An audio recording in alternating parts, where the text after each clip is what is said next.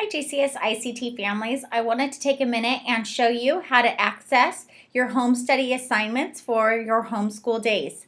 First thing you're going to want to do is log on to jcsict.com and then click the Home Study tab at the top of the page.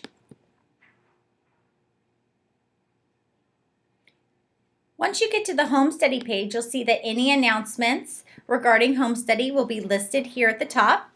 You'll also see which home study block is being assigned and the due date.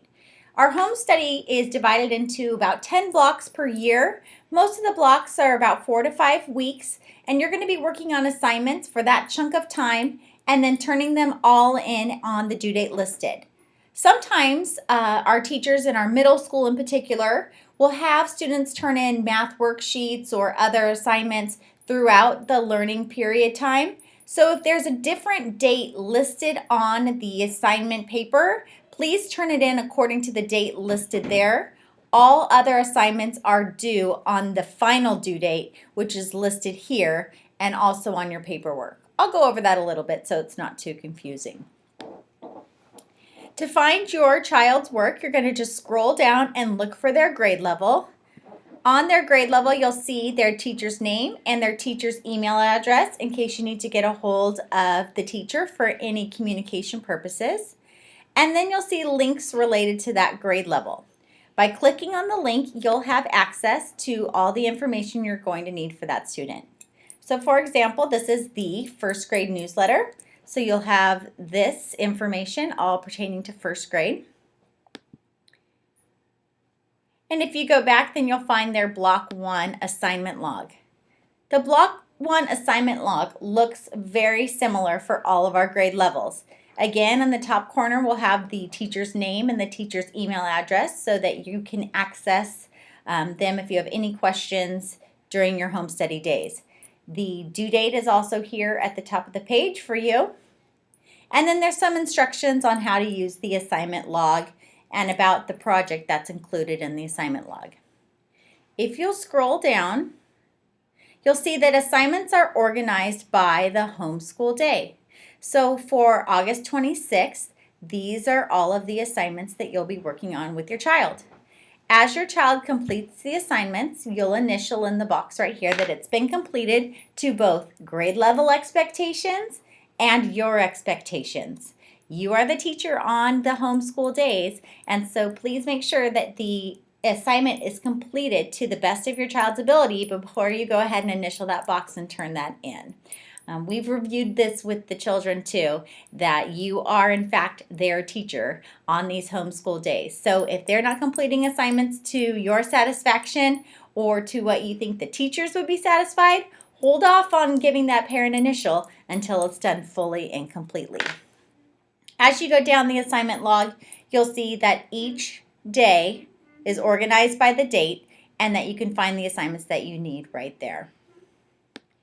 At the very bottom, you'll see that there's a calendar for the entire year, so you can go ahead and plan your due dates for the entire year.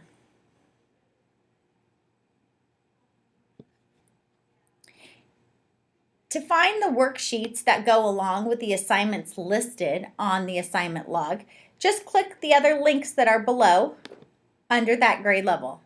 So these are all the math pages that correlate with the assignments listed on the assignment log for first grade.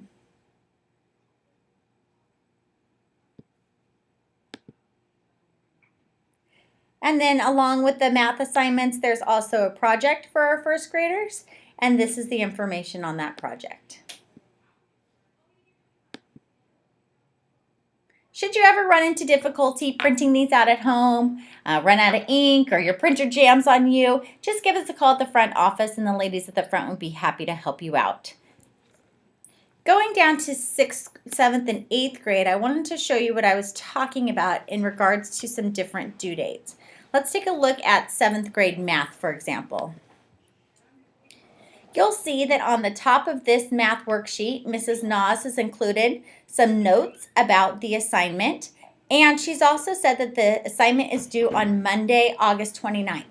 That means she would like for you to work on this page with your child on your homeschool day, but to bring it to school and turn it in on Monday, August 29th.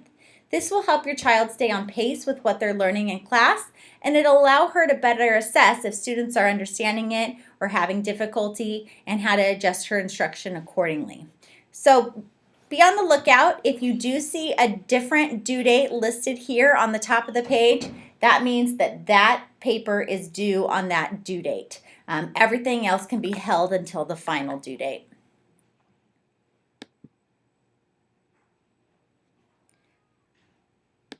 Underneath the home study, you'll see some important resources like a link to our JCS Parent Facebook page. This is a great place to look for support from other JCS parents or maybe to get some good ideas.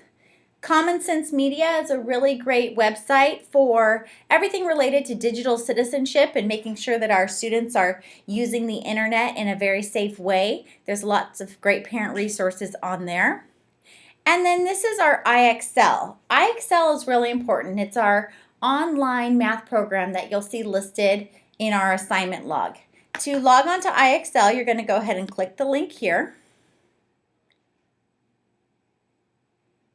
And you're going to be sure that your child is signed in at the top of IXL. IXL will let you use their website as a guest for a few minutes, but the teachers will not be able to see the back side of the IXL, which shows the work that the students did, how well they did the problems, how long they worked on the problems, and that can really be problematic when trying to give them credit for doing their homework. So make sure that your student gets used to logging in with their username and password and that they see their name at the top here before they log on.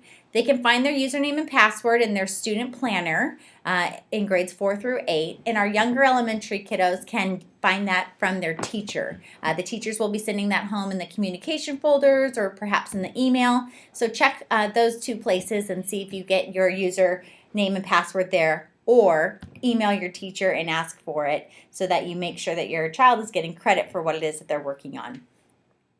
The two subjects that we use IXL for are mostly math and language arts, and most of the assignments will be under math. So let me show you how that works. When you click on math, you'll see that there are different tabs for different grade levels. So this way your child can work on math that is at their grade level, or if they needed to differentiate it to make it a little easier or a little harder, you could do that here by selecting some other grade levels. So let's say in this case that the teacher is the 3rd grade teacher, and the teacher has assigned that for homework or for home study, they want the child to work on Division Fluency K.7. You'd go here to Division Fluency, you'd go to K.7, and you would click on this link right here. It's going to take you to some math problems where the student will be filling in the answers to the math problem and clicking submit. They get it right, they'll be notified right away, and you'll see that here on the side it keeps track of how many questions you answered, how much time you've been working, and the score out of 100 points. Nice. Also, you need to make sure that the time that the student is working is active time. If the child is logged into IXL, but they're not really actively working, it's going to show that to the teacher. It'll say that the student was logged in for maybe 15 minutes, but maybe only 2 of those minutes were actively working. So make sure that your child is aware that they need to be actively working and not just watching that clock tick by. If for some reason your child gets the answer wrong, IXL will give you a really nice explanation as to why the problem was incorrect. This can be really helpful for you as parents and home study teachers because it will help explain how to do the problem properly. And then once you get it, you can get right back to it and get on to the next problem.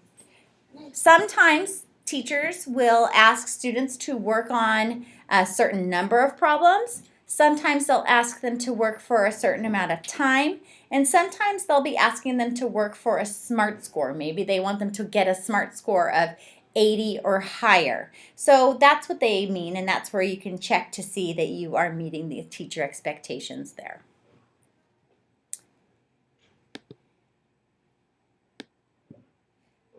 Next on the webpage here, we just have a link to a coding website.